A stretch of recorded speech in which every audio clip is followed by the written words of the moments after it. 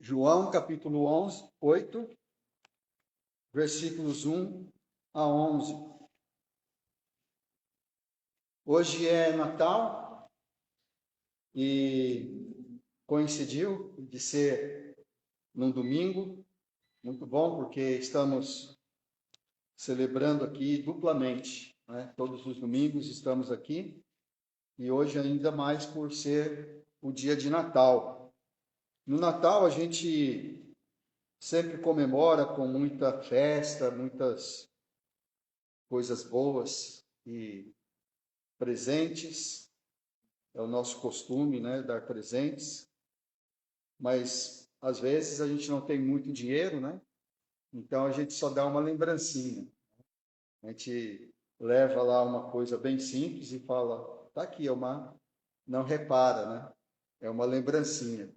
Mas os presentes, seja um presente caro, um presente simples, ele sempre traz uma lembrança. Aliás, o propósito realmente do presente é que ele nos traga uma lembrança boa.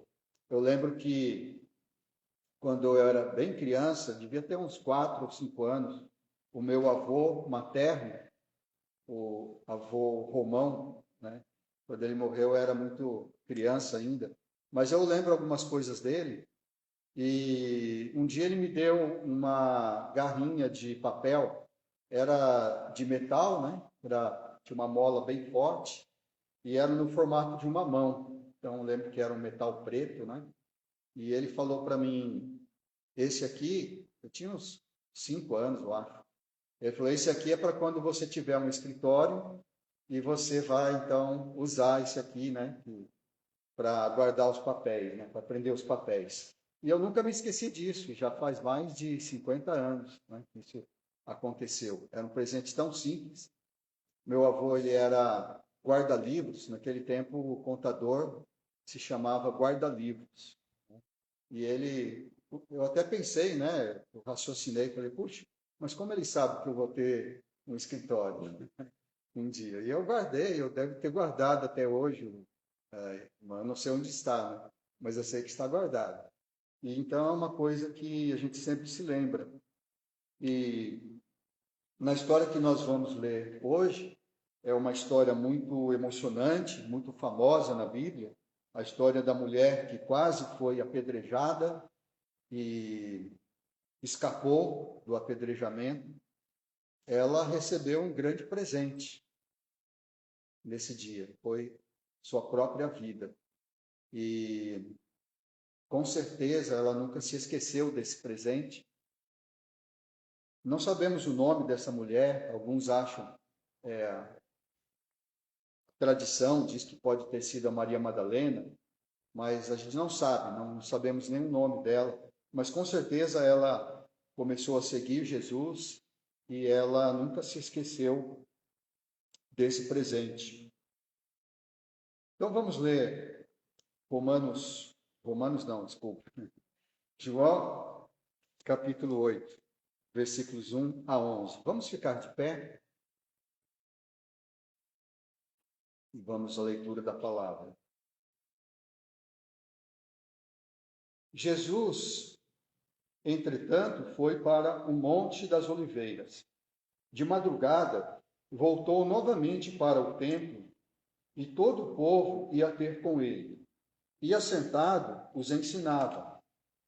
Os escribas e fariseus trouxeram à sua presença uma mulher surpreendida em adultério e, fazendo-a ficar de pé no meio de todos, disseram a Jesus: Mestre, esta mulher foi apanhada em flagrante adultério, e na lei nos mandou Moisés que tais mulheres sejam apedrejadas. Tu, pois, que dizes?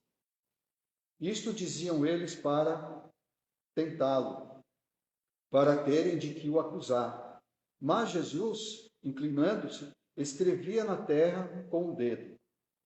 Como insistissem na pergunta, Jesus se levantou e lhes disse: Aquele que dentre vós estiver sem pecado, seja o primeiro que lhe atire a pedra. e, tornando a inclinar-se, continuou a escrever no chão. Mas, ouvindo eles esta resposta e acusados pela própria consciência, foram se retirando um por um, a começar pelos mais velhos até aos últimos, ficando só Jesus e a mulher no meio onde estava. Erguendo-se Jesus e não vendo a ninguém mais, além da mulher, perguntou-lhe: Mulher, onde estão aqueles teus acusadores? Ninguém te condenou? Respondeu ela: Ninguém, Senhor. Então lhe disse Jesus: Nem eu tampouco te condeno. Vai e não peques mais. Vamos orar?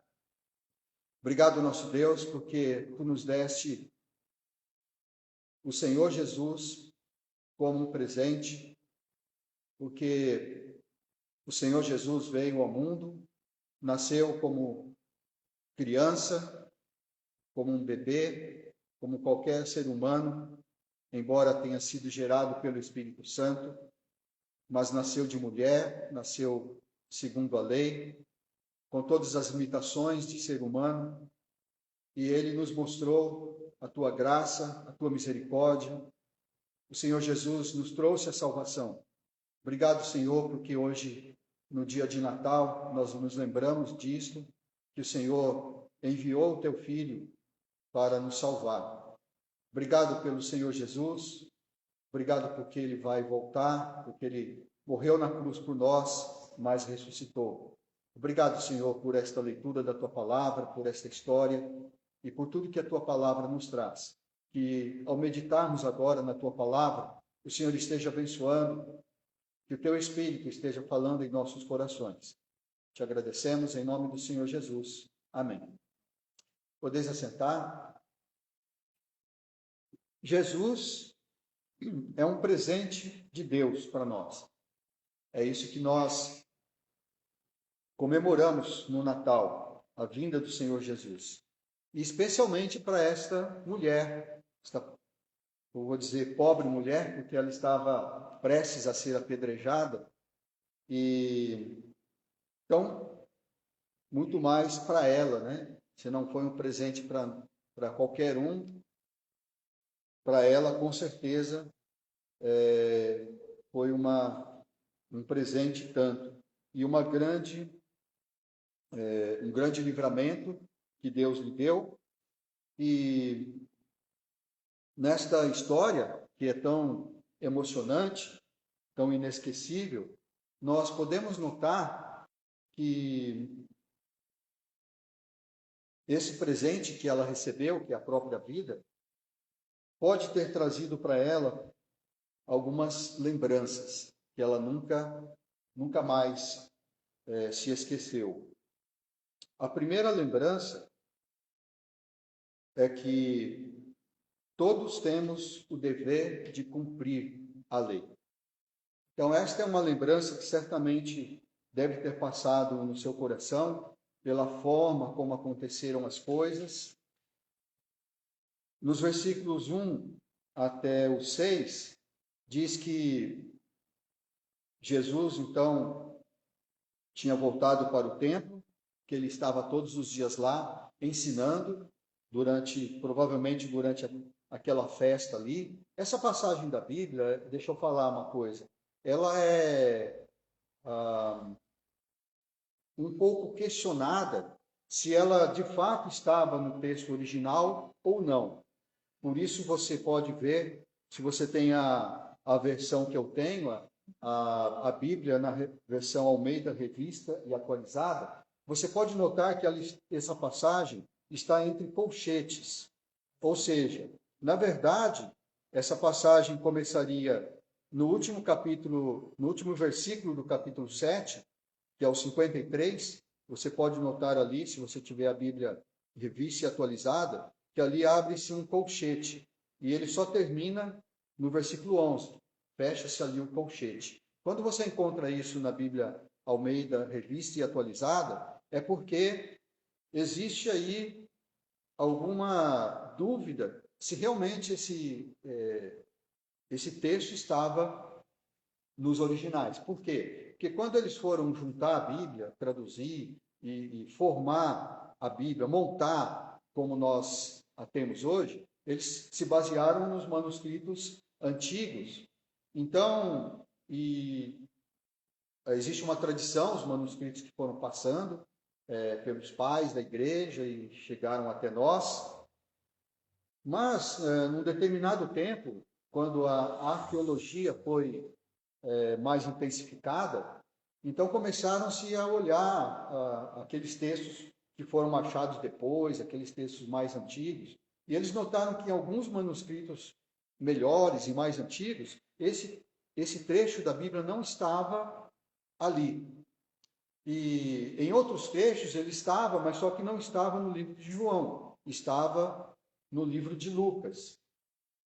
Então, alguns até acham que isso foi escrito não por João, mas por Lucas.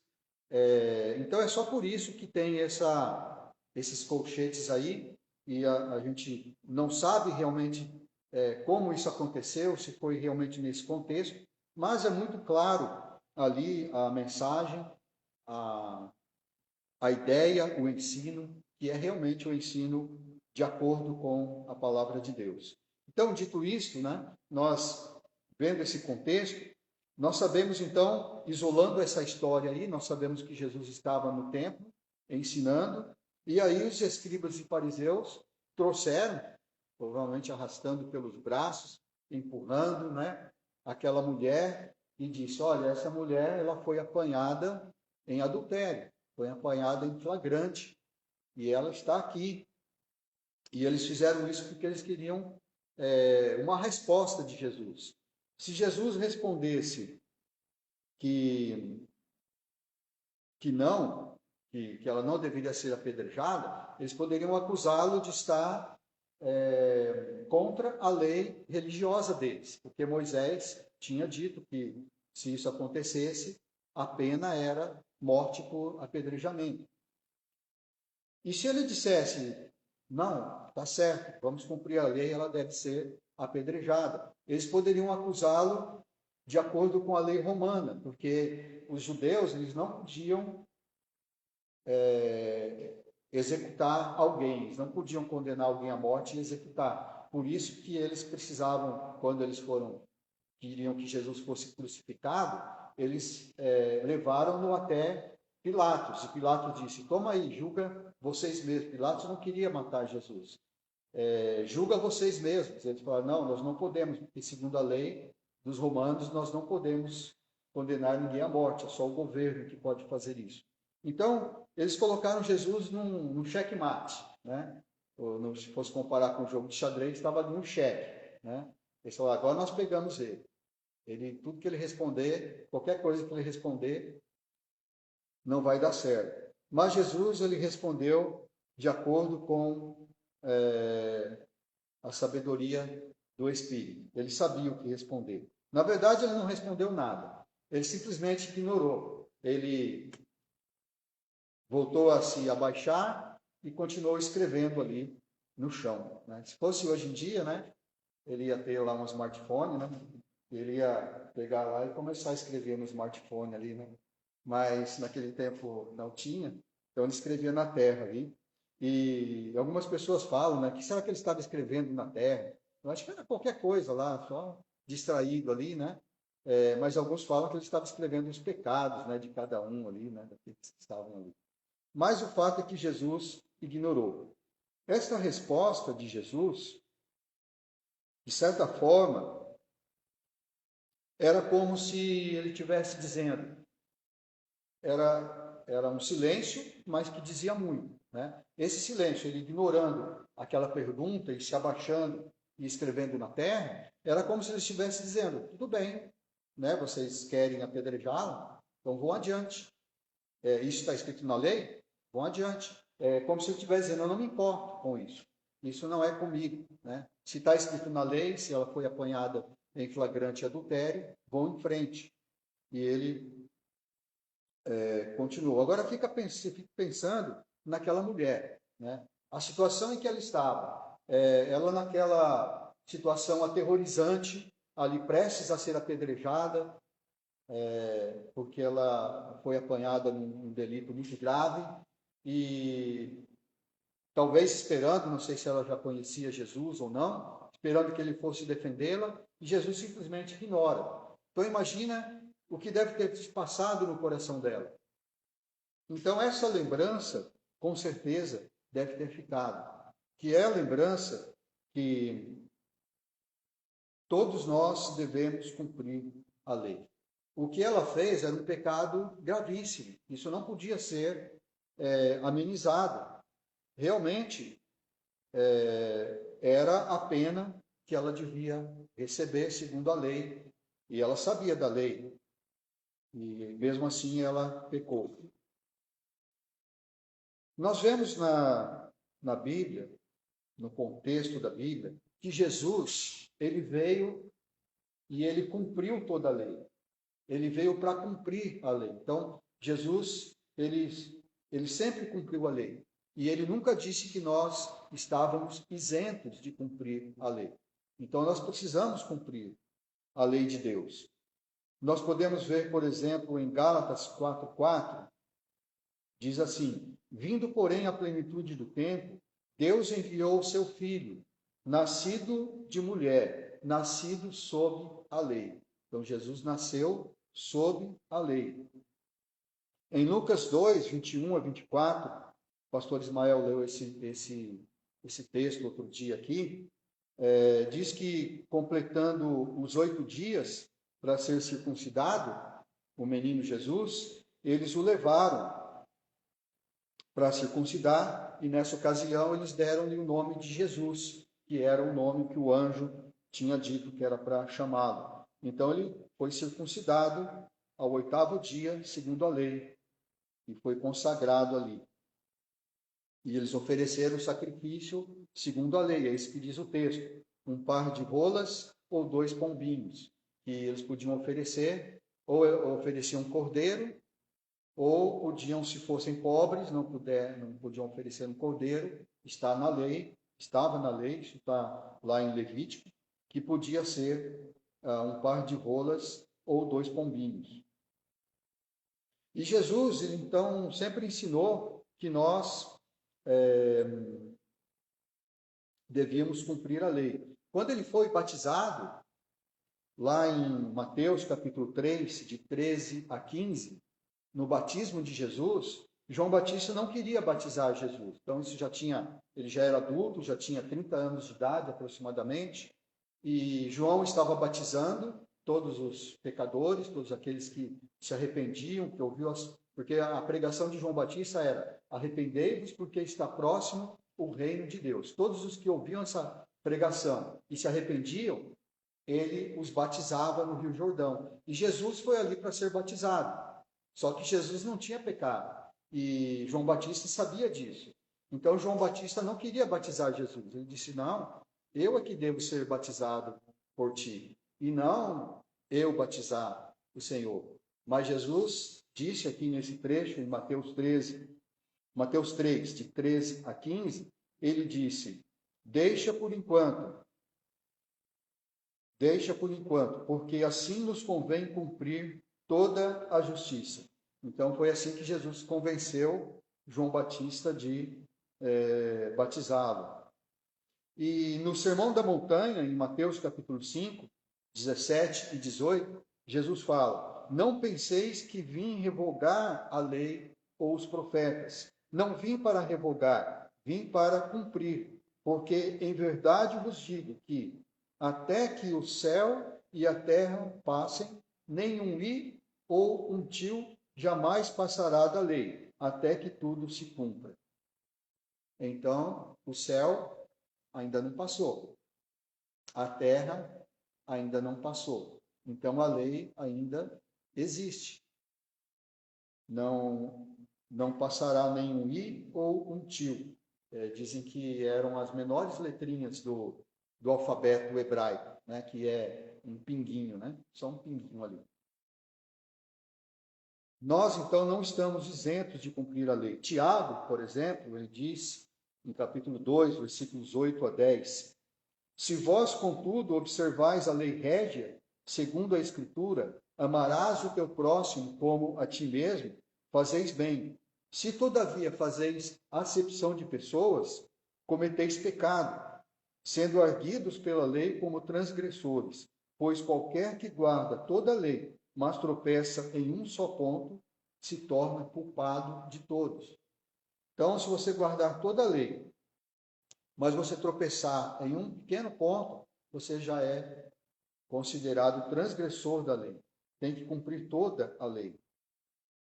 E por não a cumprirmos, né, porque todos sabemos que nós, de fato, não cumprimos toda a lei. Quem aqui cumpre toda a lei? Tem algum pecador aqui? Todos nós, né? Então, todos nós estamos sob essa condenação da lei. Em 1 João, capítulo 3, versículo 4, ele diz: todo aquele que pratica o pecado também transgride a lei, porque o pecado é a transgressão da lei. Então, quando nós pecamos, nós estamos transgredindo a lei. E a transgressão da lei condena-nos à morte. Nós estamos estudando na escola dominical o livro de Romanos, então vamos lembrar ali o que disse em Romanos, capítulo 7, de 7 a 12. Que diremos, pois? É a lei pecado? De modo nenhum. Mas eu não teria conhecido o pecado, senão por intermédio da lei. Pois não teria eu conhecido a cobiça, se a lei não dissera, não cobiçarás. Você já cobiçou alguma coisa? Alguns acham que quando fala lá, não cobiçarás a mulher do teu próximo, fala só de não cobiçar a mulher do teu próximo, né? Mas não é só a mulher, não. Tem que continuar lendo, né? Não cobiçarás a mulher, nem o jumento, nem os bens, nem nada que pertença ao seu próximo. Você já viu o seu próximo com um carro de 0 quilômetro, bonito, do último tipo, né? E cobiçou? Eu lembro uma vez que nós íamos fazer um passeio. Era um tempo que não tinha celular, não tinha nada, né? Mas eles já tinham inventado um aparelhinho que era tipo um hipertexto, né? Era um aparelhinho pequenininho que eles colocavam assim na cintura e recebia uma mensagem, mais ou menos como o SMS hoje, né? Então era um aparelhinho assim e a gente ia passear, a gente ia, era um evento da igreja, né? Page, isso, era um page, né? E a gente ia, não lembro, acho que era para Araçatuba, era um evento em Araçatuba, alguma coisa. Nós morávamos lá no Jardim Antunes.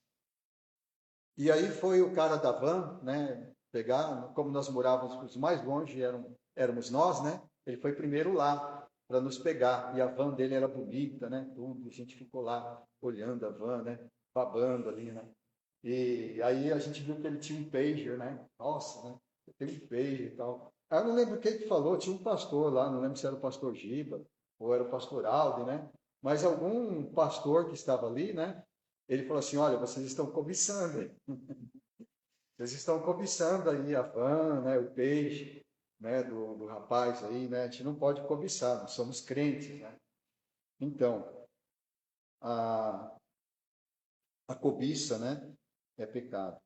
Então, se você continuar a ler lá o capítulo 7 de Romanos, né, você vai ver ali, então, que né, o Paulo fala daquela luta, parece que ele está falando dele mesmo, né, daquela luta contra o pecado. É uma luta cruel, não é, irmãos? Né?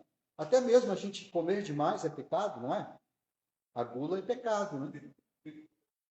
Não é verdade? Agora, principalmente no Natal, né? A gente sabe que não deve comer, mas a gente vai lá e come, né?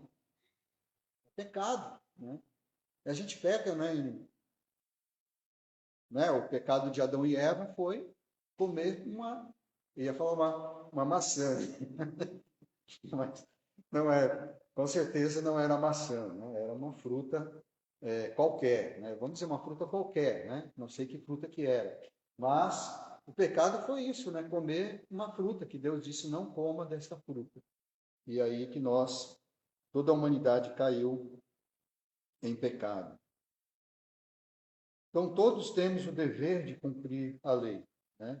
E a vinda de Jesus, Jesus tendo nascido como um bebê no Natal, tendo vivido entre nós, ele nos mostrou isso. E aquela mulher certamente nunca deve ter se esquecido disso, que nós devemos cumprir toda a lei. Não estamos isentos de cumprir a lei. E se não cumprirmos, nós estamos sujeitos à condenação da lei. A segunda lembrança que ela certamente teve, por causa desse presente que ela recebeu, é que todos nós somos pecadores. Todos somos pecadores. E essa lembrança não foi só dela, mas de todos os que estavam ali. Até mesmo daqueles fariseus e escribas que estavam ali para condenar aquela mulher. Eles certamente nunca se esqueceram desta lição, que todos somos pecadores. Nos versículos 7 a 9, diz ali que eles insistiram, né? Eles não ficaram contentes com aquela resposta silenciosa, aquela resposta tácita de Jesus, e eles continuaram insistindo. E aí? Né? O que você vai dizer? Né? E aí Jesus, então, pela insistência deles, ele se levanta e ele diz: aquele que dentre vós estiver sem pecado, seja o primeiro que atire a pedra. Falou isso e voltou a escrever no smartphone. Voltou a se inclinar e escrever na terra. E aí, vocês sabem o que aconteceu. Desde o mais velho até o mais novo, foram saindo um por um. E então, foi uma resposta de mestre mesmo, né? Jesus deu uma resposta que, nessa resposta, ele se livrou de ser acusado por eles, então ele não podia ser acusado de estar descumprindo a lei religiosa, porque ele não disse que ela não deveria ser apedrejada, e ele também não poderia ser acusado perante a lei romana, porque ele não disse que ela deveria ser apedrejada. Ele não disse nenhuma coisa nem outra. Ele só disse, então, quem estiver sem pecado, atire a primeira pedra. E ele sabia que não há, nenhum deles estava sem pecado. Então, Jesus mostrou com isso a todos que estavam ali que não basta você seguir à risca a lei. Não basta você ser um religioso exemplar, né, que vem à igreja todos os domingos, que não falta na escola dominical, que não briga com sua esposa, com seu marido, que educa bem os seus filhos, que dá o seu dízimo, que cumpre todos os seus deveres religiosos, que não deixa nada ruim entrar na sua casa, mesmo que você faça tudo isso certinho, à risca, que era o que os fariseus alegavam fazer, pelo menos exteriormente eles faziam isso, não basta. Você precisa ter, além disso, uma consciência limpa diante de Deus. E nenhum deles tinha essa consciência limpa. Então, principalmente aquela mulher que estava ali, ela não podia negar, porque ela foi apanhada em flagrante no adultério. E aqueles homens, talvez até alguns, tinham até cometido pecado com aquela mulher, né? Sabendo que ela era adúltera. A gente não sabe, mas com certeza eles também, a sua própria consciência os condenou. Então é uma coisa, é uma lembrança, né, que eles com certeza nunca mais se esqueceram, que todos nós somos pecadores perante a lei. Em Mateus capítulo 5, versículos 20 a 24, Jesus apela para a consciência das pessoas e diz assim: eu vos digo que se a vossa justiça não exceder muito a dos escribas e fariseus, jamais entrareis no reino dos céus. Ouvistes o que foi dito aos antigos: não matarás. Quem matar estará sujeito a julgamento. Eu, porém, vos digo que todo aquele que sem motivo se irá contra o seu irmão está sujeito a julgamento. E quem proferir um insulto a seu irmão está sujeito a julgamento do tribunal. Você já se irou com alguém? Você já xingou alguém de imbecil, de trouxa, de mané? Você já fez isso com alguém?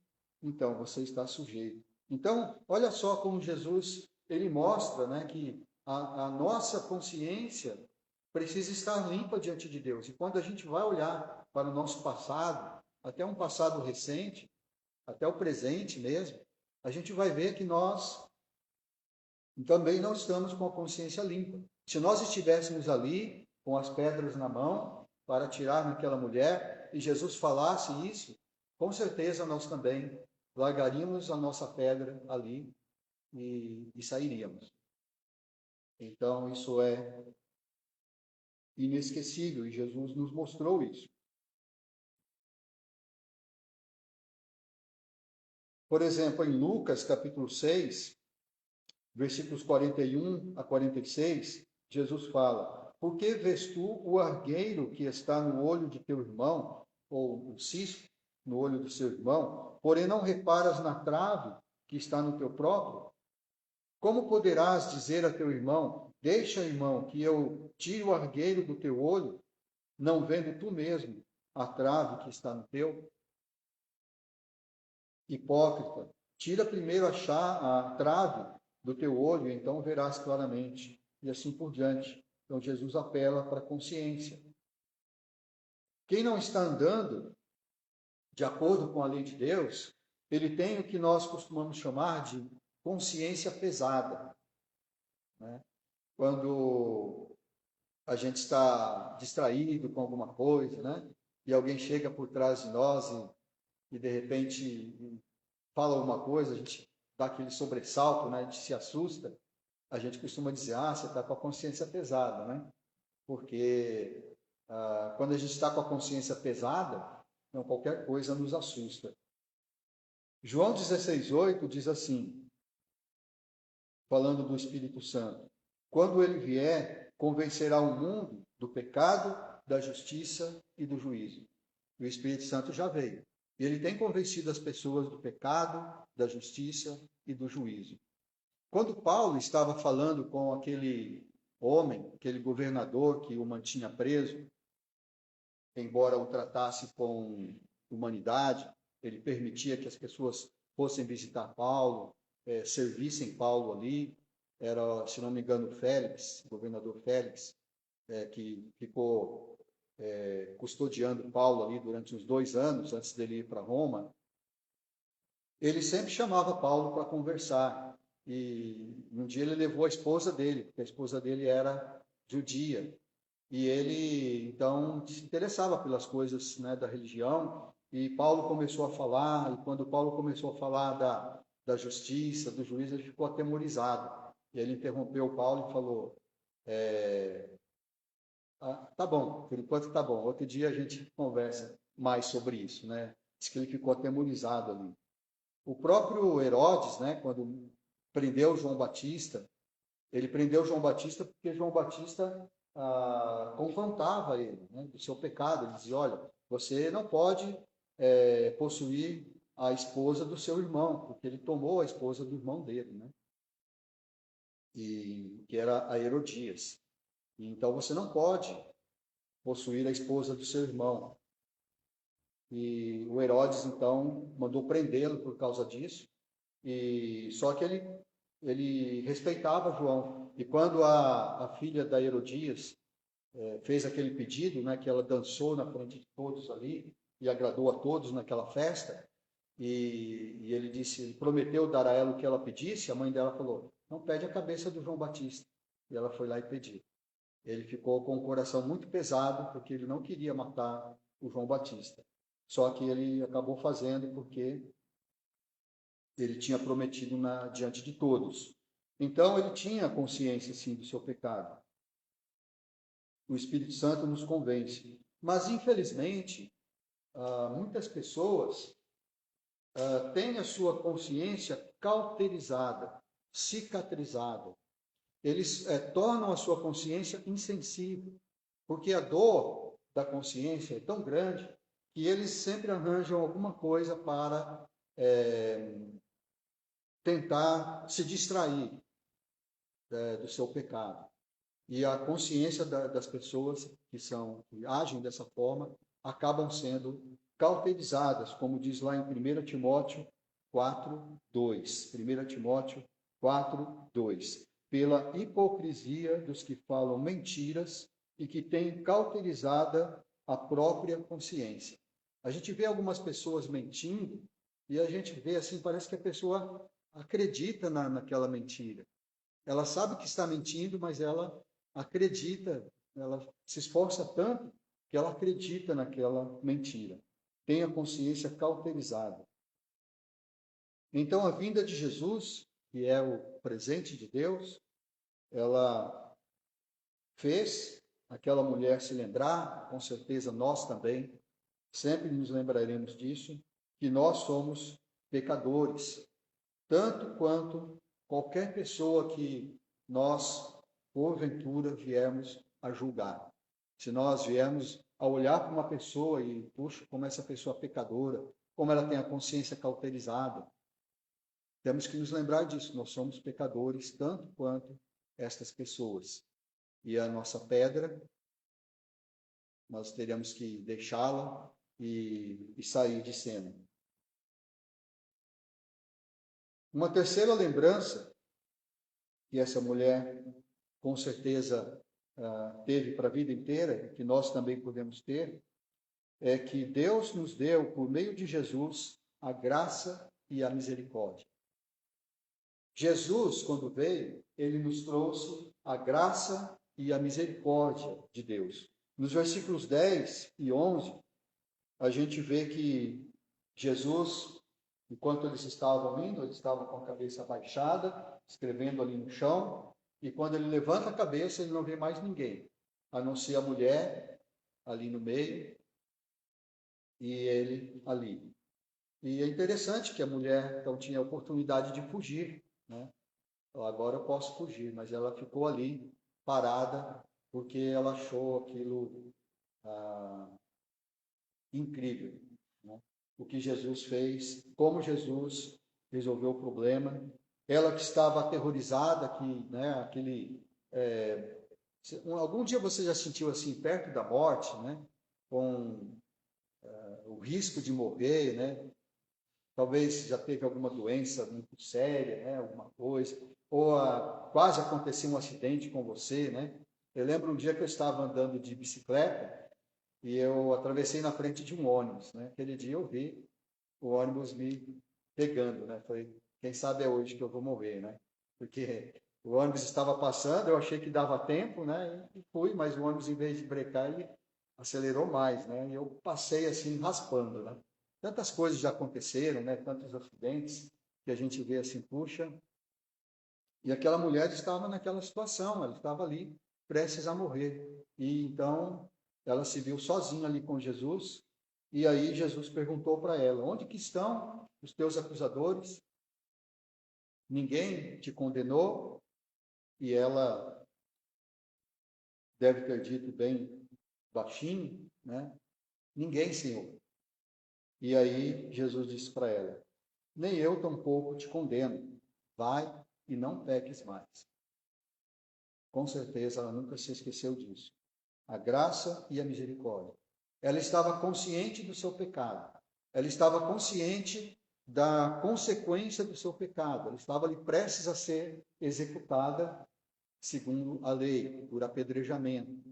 E aí ela ouve isso de Jesus: nem eu tampouco te condeno. Vai e não peques mais.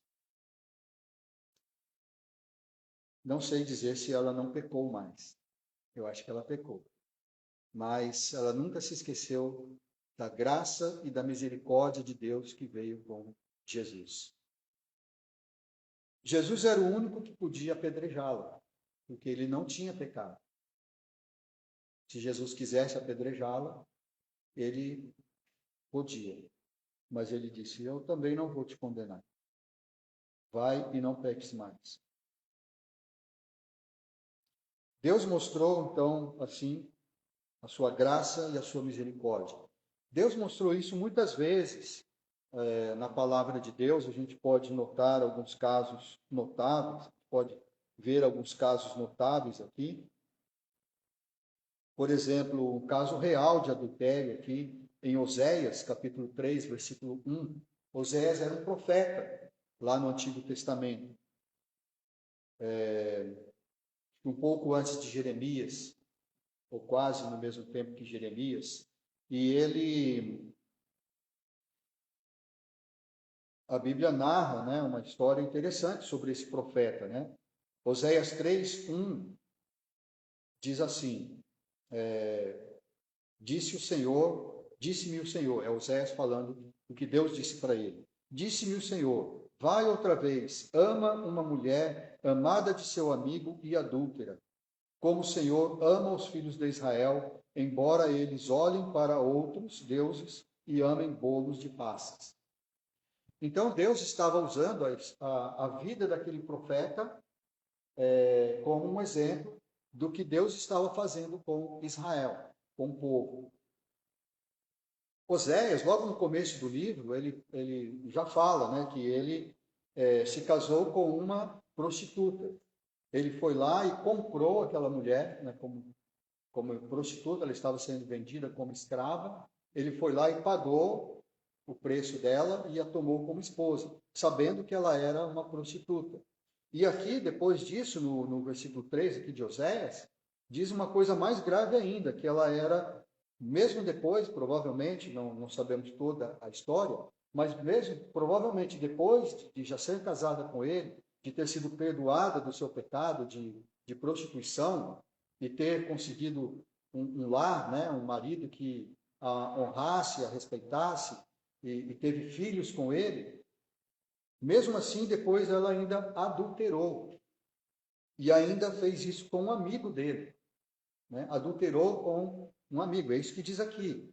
Vai outra vez. Ama uma mulher amada do seu amigo e adúltera. Olha só. Oséias, com certeza, amava muito essa mulher para perdoá-la dessa forma. Perdoar o seu adultério, perdoar o seu passado e ela continuar sendo esposa dele. Não é proibido perdoar. Ele poderia ter mandado apedrejá-la, né? Porque essa era a lei. Mas ele escolheu perdoar. E Deus disse, usando isso como exemplo, Deus disse: olha, é assim que eu estou fazendo com o povo de Israel. O povo de Israel é um povo adúltero. É como essa mulher que vai, adultera com o amigo e depois quer voltar para mim.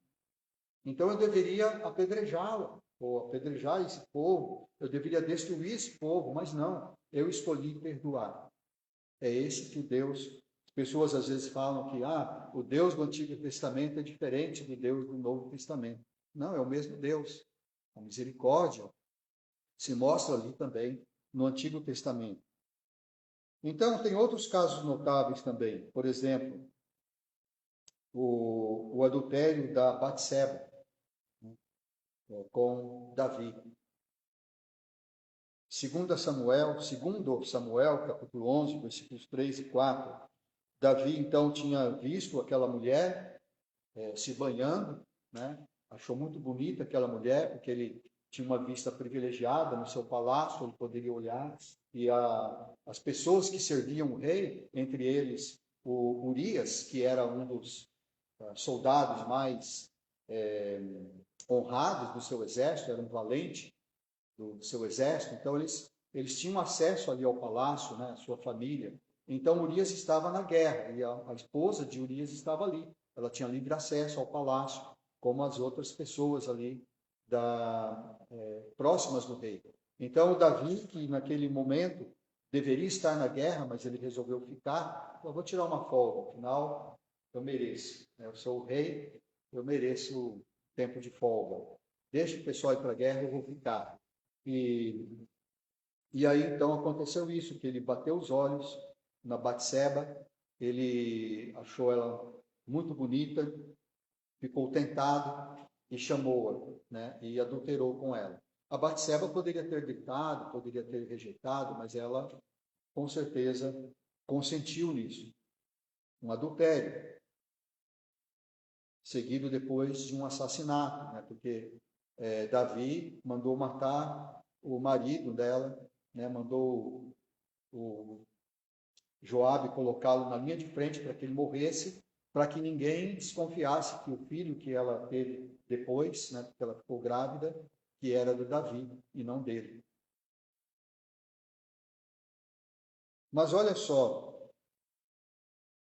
em 2 Samuel 12, 24, a gente lê, né, depois que tudo aconteceu, toda aquela história que vocês podem ler ali, se você ainda não leu, depois de tudo isso, né, aquele filho que ela teve acabou morrendo, né, foi uma consequência do seu pecado. Davi jejuou, orou, se arrependeu, mas não adiantou. Aquela criança nasceu e em poucos dias ela morreu. E depois disso,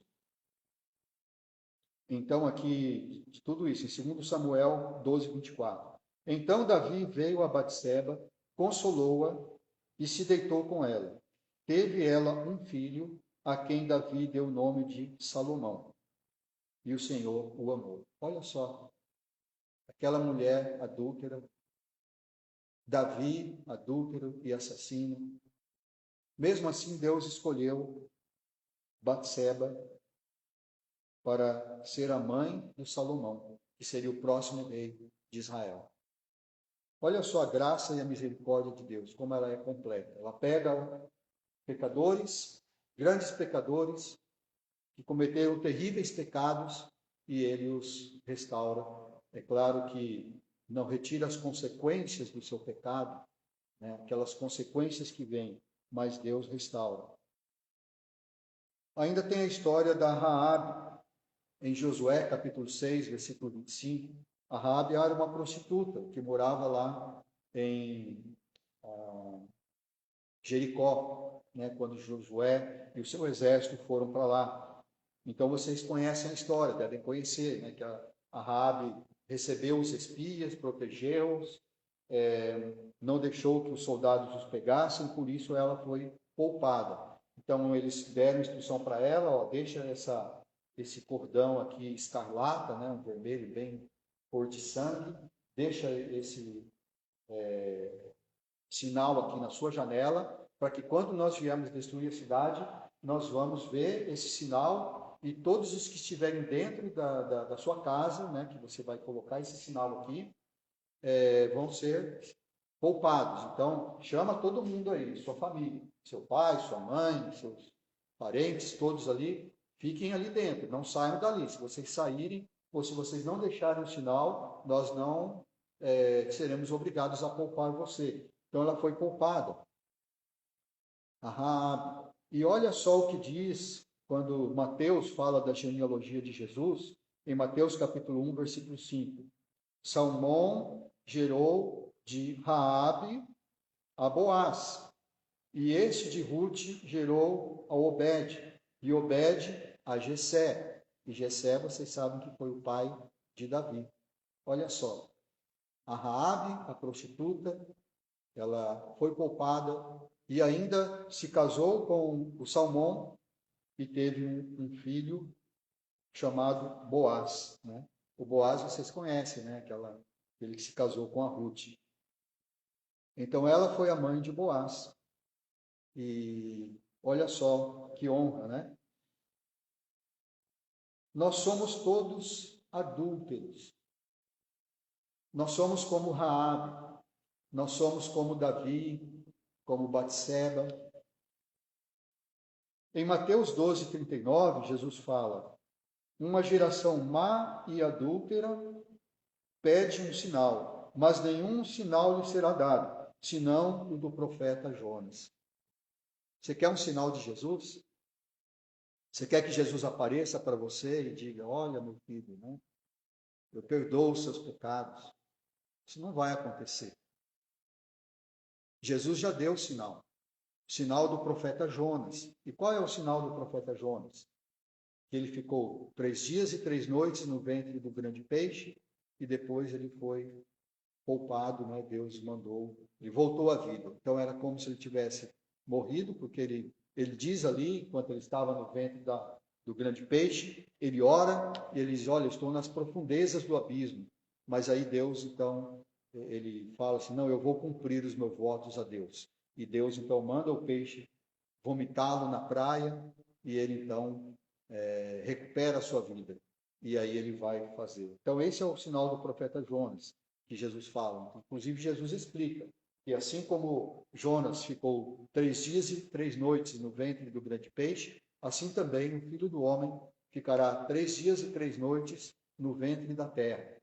E ele vai ressuscitar. Jesus ressuscitou. Você acredita nisso?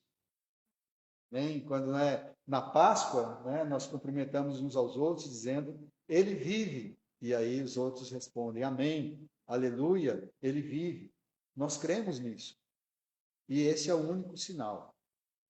Jesus ressuscitou. Precisamos crer para que nós sejamos salvos, porque nós somos uma geração má e adúltera. Todos somos adúlteros. Ele diz ainda em Marcos 8,38, qualquer que nesta geração adúltera e pecadora se envergonhar de mim, das minhas palavras, também o Filho do Homem se envergonhará dele, quando vier na glória de seu Pai com os santos anjos. Nós fazemos parte dessa geração adúltera e pecadora. E Jesus está dizendo, olha, se você se envergonhar de mim e das minhas palavras, eu também vou me envergonhar de você. Mas Jesus nos trouxe a graça e a misericórdia. Ele morreu na cruz, pagando os nossos pecados.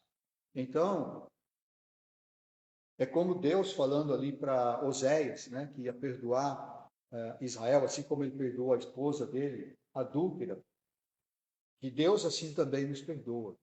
Deus nos perdoa. Mas não é porque o nosso pecado não é grave.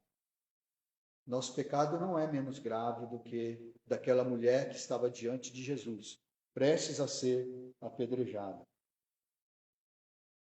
Tem outras histórias, quando Pedro fala para Jesus, eu devo perdoar meu irmão até 7 vezes? Ele diz, não, 70 vezes 7. E assim por diante. Aí ele conta a história de um homem que foi perdoado de uma dívida, um homem que tinha uma dívida de 10.000 talentos, foi perdoado e depois não quis perdoar a dívida do seu companheiro de trabalho ali, que devia 100 denários, muito menos. E então, já que Deus nos deu a sua graça e a sua misericórdia, isso deve ser transbordado para as outras pessoas. Por isso que a oração do Pai Nosso diz, perdoai-nos os nossos pecados ou as nossas dívidas, assim como nós perdoamos a todo o que nos deve, ou a todo o que nos ofende. E aí, lá em Mateus, ele continua dizendo, porque se vocês perdoarem aos outros as suas ofensas, o Pai vai te perdoar. Mas se você não perdoar, o Pai também não vai te perdoar. Então, com certeza, aquela mulher não se esqueceu desse presente, dessa lembrança, dessas lembranças que esse presente lhe trouxe. Jesus é o presente de Deus para nós. Ele veio, ele nasceu, ele viveu, ele morreu por nós na cruz e ele nos traz, ele é um presente de Deus que nos traz pelo menos essas lembranças que nós falamos aqui. Se você estivesse na situação da mulher, imagine-se na situação dela, o que você sentiria? Aquele terror, as pessoas com a pedra na mão, e você sabendo que logo você dá aquele frio na barriga, não dá? Parece quando a gente desce a montanha-russa, Quando a gente sobe a montanha-russa, a gente começa a se arrepender, Quando está lá no alto, fala, por que eu estou aqui, E aí, quando começa a cair, a gente fica naquele desespero. Ela, acho que estava sentindo uma coisa pior do que isso, não é? A gente começa a tremer, Outro dia eu estava na cadeira do dentista, E ele estava fazendo alguma coisa no meu dente que eu sabia que ia doer. Ele aplicou lá a anestesia, né? Mas eu sabia que ia doer. E eu ficava tremendo assim, né? Não tinha como eu segurar. E de fato doeu, né?